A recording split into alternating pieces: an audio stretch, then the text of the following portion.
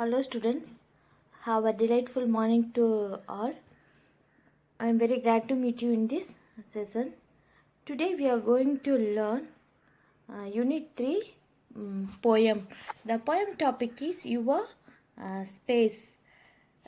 What is the meaning for your space?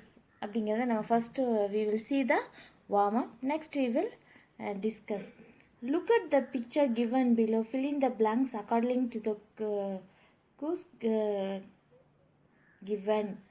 Okay, கீழே இருக்கிற அந்த க்ளூஸ் நம்ம யூஸ் பண்ணி என்ன பண்ணோன்னா we need to fill. First one, you should listen the picture. In office they are discussing. மீட்டிங்கில் என்ன பண்ணியிருக்கிறாங்க, டிஸ்கஸ் பண்ணிட்டுருக்காங்க.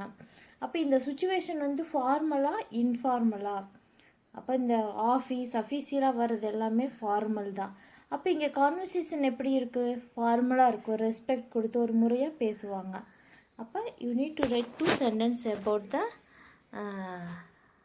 about this picture. அதே மாதிரி வித் யுவர் ஹெட் மாஸ்டர், நம்ம ஸ்கூலுக்கு போய் ஹெட் மாஸ்டர் கிட்ட பேசுகிறப்ப அது என்னது, தட் சுச்சுவேஷன் இஸ் ஃபார்மல். அப்போ அந்த கான்வர்சேஷன் அங்கே எப்படி இருக்குது, ஃபார்மலாக இருக்கும். அதே மாதிரி நம்ம வீட்டில் பேரண்ட்ஸ்கிட்ட இருக்கிறப்ப அந்த சுச்சுவேஷன் என்னது, இன்ஃபார்மல். கான்வர்சேஷன் எப்படி இருக்கும், ஒரு இன்ஃபார்மலாக இருக்கும். Okay, now we will go to a poem. This poem going to teach us a good moral. Okay, நம்ம ஒரு பிளேஸில் இருக்கிறப்போ நம்ம எப்படி இருக்கணும், எப்படி பேசணும், எல்லா இடத்துலையும் நம்ம ஒரே மாதிரி பேச முடியாது, ஒரே மாதிரி ரியாக்ட் பண்ண முடியாது. சரியா? நம்ம வீட்டில் இருக்கிற மாதிரி வீட்டில் இருக்கிறப்போ நம்ம ஒரு மாதிரி பேசுவோம், அம்மா அப்பாட்ட ஒரு மாதிரி பேசுவோம், பழகுவோம். அதுவே நம்ம போய் ஸ்கூல்லையோ இல்லை ஒரு ஆஃபீஸ்லையோ அதே மாதிரி நம்ம பேச முடியாது. அங்கே போனால் அவங்களுக்கு நம்ம சார் அப்படின்னு ரெஸ்பெக்ட் கொடுத்து பேச வேண்டியதாக இருக்கும். இப்போ பிளேஸுக்கு தகுந்த மாதிரி நம்ம ரியாக்ட் பண்ண வேண்டியிருக்கும். அதுதான் நம்ம என்ன பண்ணிக்கணும்னா we need to understand எங்கே இருக்கோம், என்ன பேசணும், எப்படி பேசணும், எப்படி பழகணும், எப்படி ரியாக்ட் பண்ணணும், அதெல்லாம் நம்ம என்ன பண்ணிக்கணும், we need to understand அப்படிங்கிறத நம்ம இந்த போயமில் பார்க்க போகிறோம். Speak gently, it is better for to rule by love than fear. Speak gently, let not harsh words mar the good will might to hear. Yes, speak gently. சரியா? நம்ம பேசுகிறப்ப அடுத்தவங்ககிட்ட பேசுகிறப்ப எப்படி இருக்கணும்னா ஒரு ஜென்டிலாக இருக்கணும். அதுதான் வந்து ரொம்ப வந்து நம்மளுக்கு நல்லது. நம்ம ஒருத்தரை ரூல் பண்ணுறதுக்கு, ஆள்றதுக்கு. இப்போ நம்ம ஒரு இடத்துல நம்ம 4 பேருக்கு லீடராக இருக்கோம் அப்படின்னா நம்ம அவங்ககிட்ட பேசுகிறப்போ நம்ம ரூடாக பேசி நம்ம ஒருத்தரை கண்ட்ரோல் பண்ணுறத விட அந்த இடத்துல நம்ம ஜென்டலாக பேசி அவங்க மனசை ஹர்ட் பண்ணாமல் நம்ம அவங்கள லீட் பண்ணுறதுக்கு கற்றுக்கணும். அதுதான் சொல்லியிருக்காங்க, to rule by love than fear. ஒருத்தரை பயமுறுத்தி அச்சுறுத்தி நம்ம ஒருத்தரை லீட் பண்ணுறத விட நம்ம அவங்ககிட்ட ஜென்டலாக நடந்து நம்ம அவங்ககிட்ட லீட் பண்ணோம்னா அதனுடைய பெனிஃபிட் வந்து நம்மளுக்கு அதிகமாக இருக்குது. அட் த சேம் டைம் அந்த ரூல் வந்து ஜென்டலாக இருக்கணும், கொஞ்சம் ட்ரூவாகவும் இருக்கணும். Speak gently, let not harsh words mar the good will might do here. Speak gently. நம்ம இதில் எல்லாமே ஸ்பீக் ஜென்ட்லி. இந்த போயமில் ஒரு வேர்டோ ஃப்ரேஸோ இல்லை லைன்ஸோ திரும்ப வந்தோம்னா இட் இஸ் அந்த பொயட்டிக் டிவைஸில் நம்ம அதை என்ன சொல்லுவோம்னா ரிப்பிட்டேஷன் அப்படின்னு சொல்லுவோம். ஒரு போயமில் ஒரே ஒரு லைன் திரும்ப வருதுன்னா அவங்க அந்த கருத்தை ரொம்ப நம்மளுக்கு வலியுறுத்திருக்க நினைக்கிறாங்க.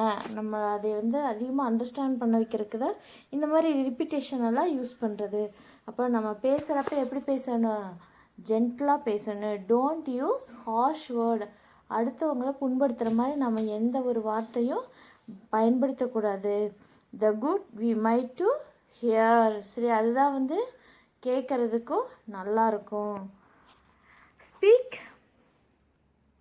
Gentle, love to whisper low, the wolves that true hearts bind, and gently friendship acts and flow, affection voice is kind. சரியா?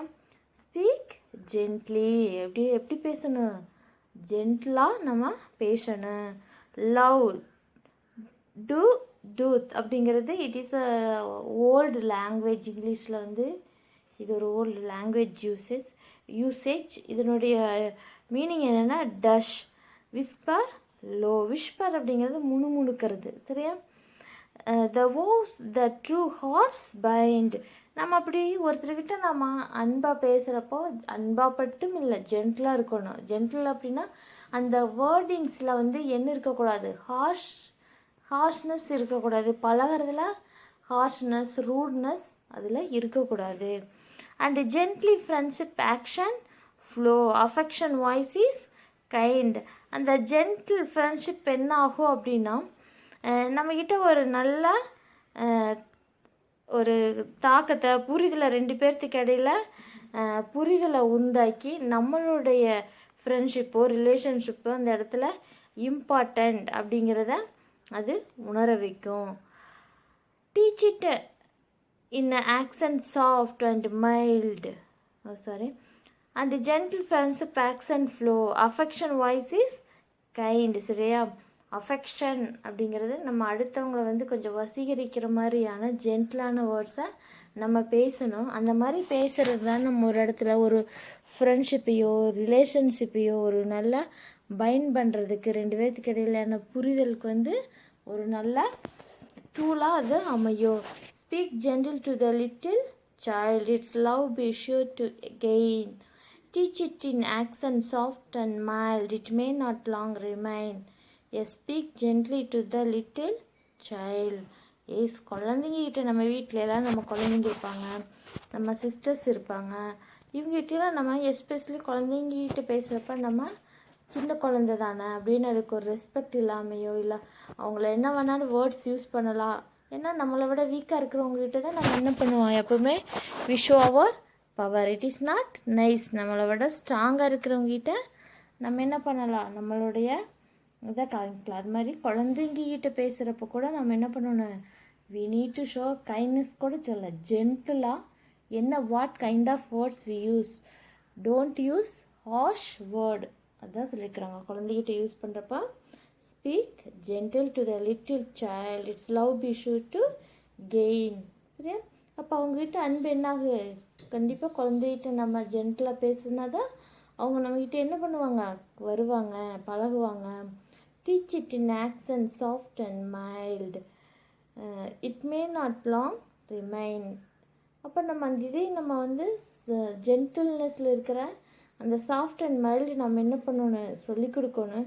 It may not long remain. Speak gently to the young for they will have enough to bear. Pass through this life as best they may, it's full anxious care. அப்புறம் speak gently to the young for they we have enough to bear. அதாவது young first குழந்தைகிட்ட சொல்கிறாங்க, குழந்தைங்கிறதுக்கு அப்புறம் இளைஞர்கிட்ட பேசுகிறப்பவும் அதே மாதிரி தான் நம்ம ஜென்டிலாக பேசணும். வில் ஹாவ் இனஃப் டு, அப்போ தான் வந்து அவங்ககிட்ட ஒரு நல்ல தாக்கத்தை நம்ம பெற முடியும். Pass through this life as best they may, it is full anxious care. அப்போ தான் அவங்களும் நம்ம அவங்கக்கிட்ட ஜென்டிலாக பேசினா தான் அவங்களும் ஜென்டிலாக இருக்கிறதுக்கு என்ன பண்ணுவாங்க, ரெடியாக இருப்பாங்க. அட் த சேம் பவுட் ஆன்சியஸ் அப்படின்னா feeling worried are showing worry. அப்போ அவங்கக்கிட்ட ஏதாவது ஒரு ஒரியோ கஷ்டமோ எல்லாம் இருந்தால் கூட நம்ம எப்போ ஜென்டிலாக இருக்கிறோமோ அப்போ தான் அவங்க என்ன பண்ணுவாங்க, they are ready to share with us. Next speak gently to the aged one, grieve not the care worn heart, the sands of life are nearly run, let such in a peace depart. First குழந்தைங்கிட்ட சைல்டுகிட்ட எப்படி பேசணும், அங்கேயும் we need to speak gently. Next ஏன்னா யங்கர்ஸ்கிட்ட நம்ம ஜென்டிலாக பேசினா தான் அவங்க என்ன பண்ணுவாங்க, if they have any worries any problem they come and share with as. அதே மாதிரி here they are in this dancer they are saying speak gently to the aged one.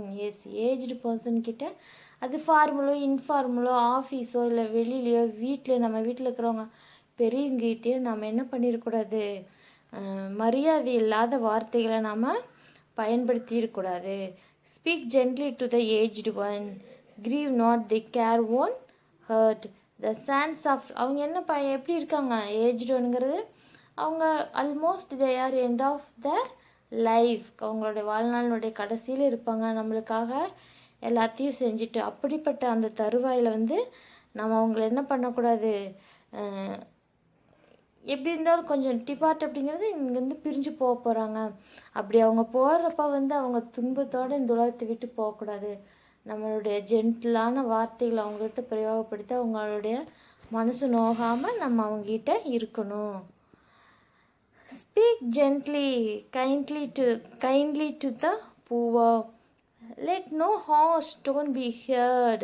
They have enough they must endure without a unkind word. Yes, speak gently, kindly to the poor people. Yes, நம்ம என்ன பண்ணுவோம், நார்மலாக நம்மளை விட strong people, rich people கிட்ட நம்ம என்ன பண்ணுவோம், ரொம்ப ரெஸ்பெக்டாகவும் பவ்யமாகவும் நடப்போம். ஆனால் ஒரு இல்லாதவங்களோ ஏழைங்களோ அவங்கள பார்க்குறப்ப நம்ம என்ன நினச்சிக்குவோம், ரொம்ப அலட்சியமாக என்ன வேர்ட்ஸ் வேணாலும் நம்ம யூஸ் பண்ணலாம்னு நினச்சி யூஸ் பண்ணிடுவோம். அந்த மாதிரி நம்ம யூஸ் பண்ணக்கூடாது. அவங்ககிட்ட ரிச் பீப்புள்கிட்ட காட்டுறத விட இன்னும் ஜென்டில்னஸையும் கைண்டையும் நம்ம என்ன பண்ணணும், we need to show the poor. Let no harsh tone be heard. அவங்ககிட்ட போய் நம்ம ஹார்ஷாக யூஸ் பண்ணுறதுல அது நம்மளுடைய வீக்னஸ், இயலாமை தான் நம்ம அந்த இடத்துல காட்டுவோம். They have enough they must endure without an unkind word. So நம்ம அவங்ககிட்ட என்ன பண்ணணும், ரொம்ப அன்பான வார்த்தைகளை நம்ம பயன்படுத்தணும். என்டியூர்னா சஃபர் பேஷண்ட்லி, நம்ம அடுத்தவங்க பொறுமையை சோதிக்கிற மாதிரியான. ஏன்னா நம்ம ஜென்டில் இல்லாமல் ஹார்ஷ் வேர்ட்ஸ் பேசினோம்னா என்ன ஆயிரும், அது கொஞ்சம் எல்லாத்தையுமே ஸ்டிமுலேட் பண்ணி விடும். அதனால நம்ம அந்த மாதிரி பேசக்கூடாது. பீப்புள்கிட்டையும் ஏழ்மையானவர்கிட்டையும் காசு இருக்கிறவங்க இல்லாதவங்ககிட்டையும் நம்ம என்ன பண்ணணும், கைண்டாகவும் ஜென்டிலாகவும் பேசணும். வித்தவுட் an unkind வேர்டு, அவங்ககிட்ட நம்ம எந்த அன்பில்லாத வேர்ட்ஸையும் நம்ம யூஸ் பண்ணக்கூடாது. The next stanza, speak gently to the erring, know they may have toiled in vain, perchance kindness made them so oh win them back again. அதே மாதிரி தான் ரொம்ப ஹார்ட் ஒர்க் பண்ணிட்டுருக்கிறவங்ககிட்டையும் நம்ம போய் என்ன பண்ணணும், டாய்னா ஒர்க், ஹார்ட், வெயின்னா வேஸ்ட், இன்வேலிடுன்னு அர்த்தம். அப்போ நம்ம அந்த மாதிரி யாருக்கிட்டையுமே நம்ம என்ன பண்ணணும், we need to use kind words. The next stanza, speak gently, he who gave his life to bends man stubborn will, when elements were in fierce strife, said to them, peace be still. Speak gently, he who gave his life to bends man stubborn will. நம்ம என்ன பண்ணணும், ரொம்ப அன்பான வார்த்தைகளை use பண்ணணும். யார்கிட்ட, one refusing to change once opinion. ஒரு சிலரெல்லாம் என்ன பண்ணுவாங்கன்னா, அவங்களுடைய கருத்துக்கெல்லாம் ரொம்ப ஸ்டஃபானாக இருக்கிறதுனா ஸ்ட்ராங்காக இருக்கிறது.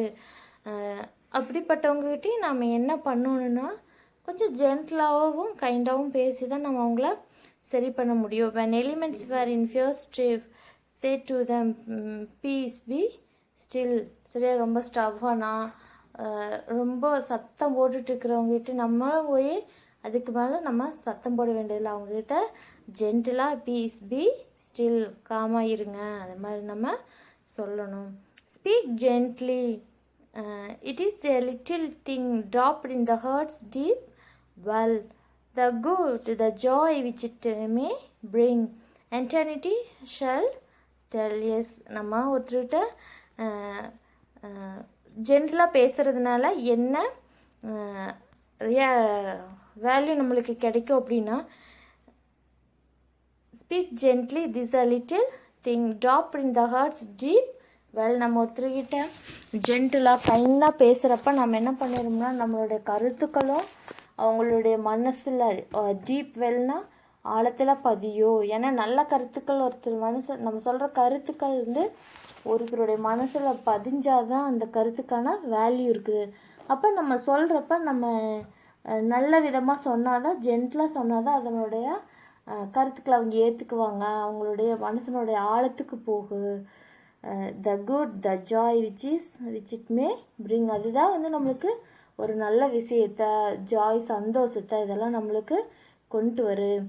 அதான் நம்ம அடுத்தவங்கிட்ட பேசுகிறப்ப இந்த மாதிரி இருக்கணும். எப்போ நம்ம ரூடாக ஹார்ஷாக பிஹேவ் பண்ணிகிட்டே இருந்தோம்னா, பிஹேவியரில் கூட we need to show the ஜென்டிலாக ட்ரூவாக நம்ம நடந்துக்கணும். நாட் ஒன்லி ஸ்பீக், பேசுகிறதுலேயும் மட்டும் இல்லை, நம்ம பிஹேவியர்லேயும் ஒரு ஜென்டில்னஸ், ஒரு நியாயம் இதெல்லாம் நம்ம இருந்தால் தான் அது வந்து நம்மளுக்கு நல்லதையும் நம்மளுக்கு சந்தோஷத்தையும் கொண்டு வர. என்டானிட்டி shawl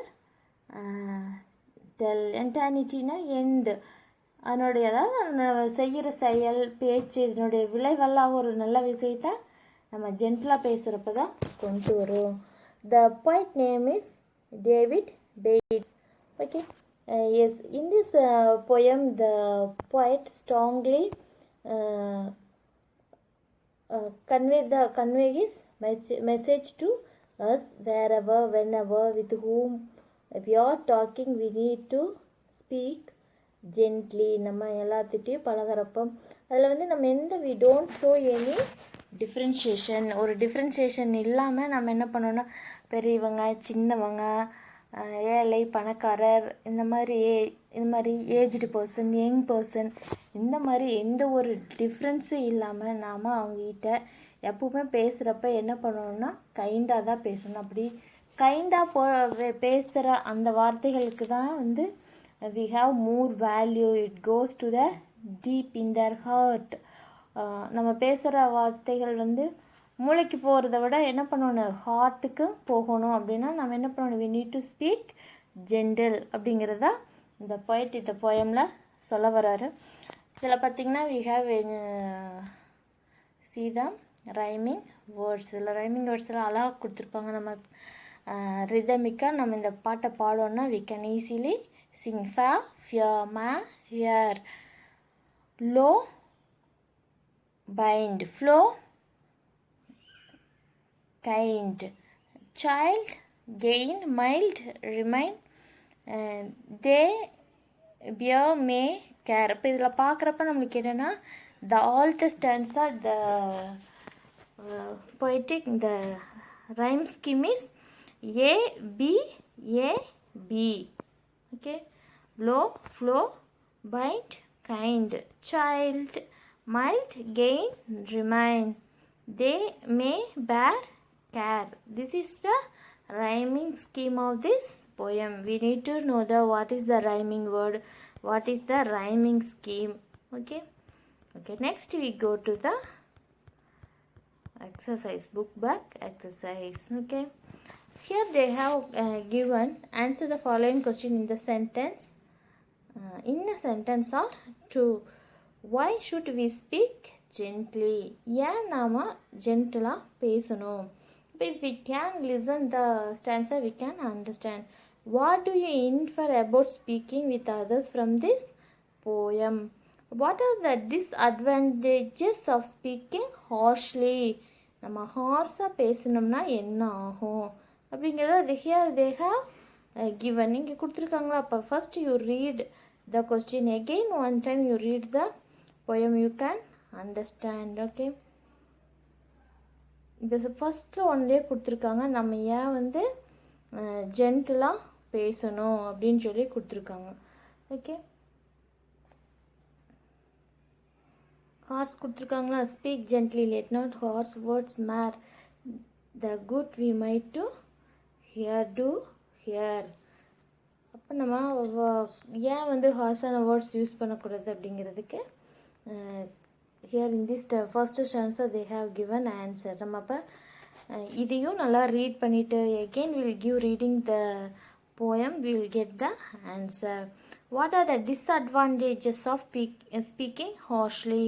Why does the poet tells us to speak gently to young children, especially young children கிட்ட நாம் ஏன் வந்து அன்பாக பேசணும், ஜென்டலாக பேசணும்னு சொல்லியிருக்காங்க அப்படிங்கிறத இதில் கொடுத்துருக்காங்க.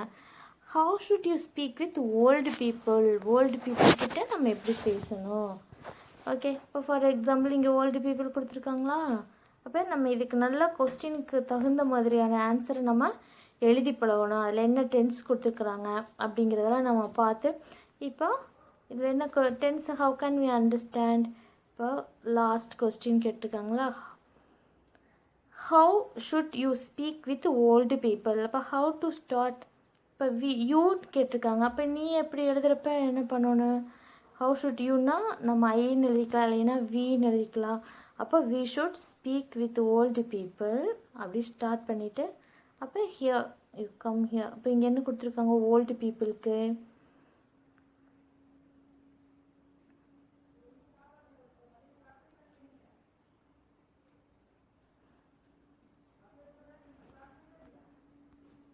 எஸ்மா, இங்கே என்ன கொடுத்துருக்காங்க? புவர் பீப்புள் கொடுத்துருக்காங்க. Next here okay, aged one, speak gently to the aged one, grieve not, the care won't hurt, the sands of life are. But we should speak to gentle to the aged people because அப்போ இதை நல்லா read பண்ணி பாரு. அவங்க they are in the end of their life. அப்போ அப்படி இருக்கிறவங்ககிட்ட நம்ம என்ன பண்ணக்கூடாது? we don't use harsh words. okay,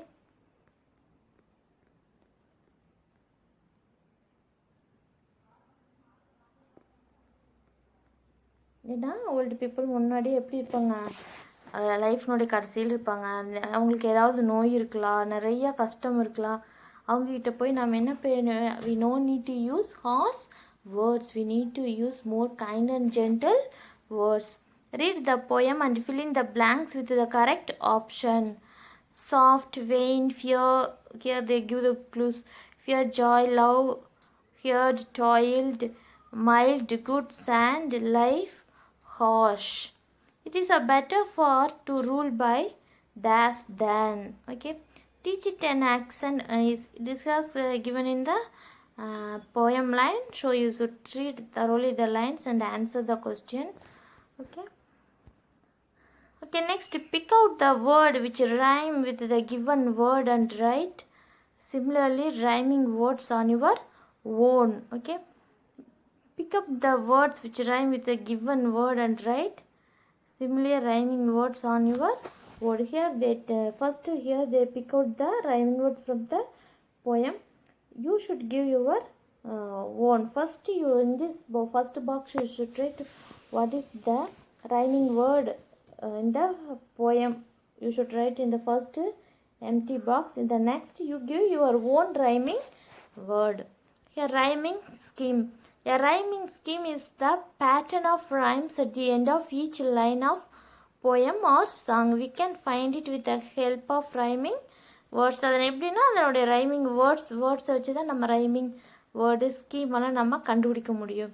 for example do, go, lost, post, look like as they are rhyming but they aren't. Sometimes the letter will not be same at the end but the rhyme. சரி, நம்ம last letter already I have set. நம்ம last லெட்டரை வச்சு நம்ம என்ன பண்ணக்கூடாது? We don't find out the rhyming word, அதனுடைய sound pronunciation. Sometime இப்போ லாஸ்ட் லெட்டர் டீயாக இருக்கும், அது சைலண்ட்டாக இருக்கும். ஸோ நம்ம என்ன பண்ணோம்னா நம்மளுடைய ப்ரொனவுன்சியேஷன் வச்சு தான் நம்ம கண்டுபிடிக்கணும். சரி, அப்போ ஃபஸ்ட்டு ஒன் பூவா என்டோர். இதுக்கு ரெண்டு பார்த்தீங்கன்னா லெட்டர் வந்து ஓஆரில் தான் முடிஞ்சிருக்கு, இது ஆர் ஈயில் முடிஞ்சிருக்கு. பட் ப்ரொனன்சியேஷன் வரப்போ எர் சவுண்டு வருது. ஸோ நோ ஓ சவுண்டு. ஸோ அப்போ நம்ம என்ன பண்ணணும்னா நம்ம ரைமிங் வேர்ட்ஸோ இல்லை வேர்ட்ஸ் கண்டுபிடிக்கிறதுக்கு நம்ம லாஸ்ட் லெட்டர் பார்க்கக்கூடாது. we should listen the sound. In verse we mark the words that rhyme with the same letter using a new letter for each set of rhymes. If there is a regular pattern to the rhymes, it forms the rhyming scheme. அந்த regular pattern இவ்வளோ ஸ்டான்ஸால் இருக்குது, இதில் regular pattern நிறையா இருக்குது. AB mostly regular pattern தான் வரும், இல்லைன்னா AA BP அந்த மாதிரி வரும். அப்போ மோஸ்ட்லி ரெகுலர் பேட்டர்ன் வரும், சம்டைம்ஸ் இர்ரெகுலர் மாறி மாறி கூட வரும். Lines from the poem rhyme scheme இங்கே கொடுத்துருக்குறாங்க பார்த்தியா AB AB. So the rhyme scheme is AB AB நம்ம எடுத்து எழுதணும். Take the stanza from the poem, write it in the blank and find the rhyme scheme. You to take other. சரியா, மற்ற ஒரு stanza எடுத்து என்ன பண்ணணும், you need to find out the rhyming scheme of this poem. Okay, you should give reading. Okay, if we learn poem or prose or supplementary, don't give up your reading habit. You regularly you should take any paragraph or poem, you should read loudly. நல்லா நம்ம லவுடாக read பண்ணி பழகணும். we never give up the reading habit. So if you improve our reading habit only, we can pronounce the word, read the words correctly. Daily ஒரு paragraph எடுத்து வச்சு நம்ம நல்லா லவுடாக read பண்ணி பாருங்கள். if you have time, if you have chance to listen the English news at least half an hour daily. அப்படியெல்லாம் நம்ம listen பண்ணுறப்ப தான் இங்கிலீஷ் நம்ம எப்படி பேசணும் இதெல்லாம் நம்ம கற்றுக்க முடியல. இங்கிலீஷில் என்னென்ன சேனல்ஸ் இருக்கோ நல்ல சேனல்ஸ் எல்லாம் நம்ம டிஸ்கவரி இந்த மாதிரி நிறைய சேனல்ஸ் எல்லாம் இருக்குது. அதெல்லாம் நம்ம பார்த்து எப்படி பேசுகிறாங்க, ரன்னிங் கமெண்ட்ரி இப்போ ஐபிஎல்லாம் நடக்கலையா, அப்போ அதெல்லாம் நம்ம லிசன் பண்ணால் எப்படி ஒரு கமெண்ட்ரினா எப்படி கொடுக்கணும் அதெல்லாம் நம்ம கண்டிப்பாக தெரிஞ்சுக்கணும். அப்போ நம்ம அந்த மாதிரி செலக்ட் பண்ணி நம்ம லிசன் பண்ணுறப்ப தான் நம்ம எப்படி எந்தெந்த பிளேஸில் எப்படி இங்கிலீஷ் பேசுகிறாங்க இதெல்லாம் நம்ம கற்றுக்க முடியும். நிறைய நம்ம இங்கிலீஷ் நியூஸ் கேட்கலாம். ஸ்பீச் யூடியூபுக்கெல்லாம் போனீங்கன்னா நிறையா ஸ்பீச்சஸ் எல்லாம் இருக்குது. அந்த மாதிரி லிசன் பண்ணி you should improve your reading habit and your pronunciation. Okay, thank you students. We'll meet in our next session.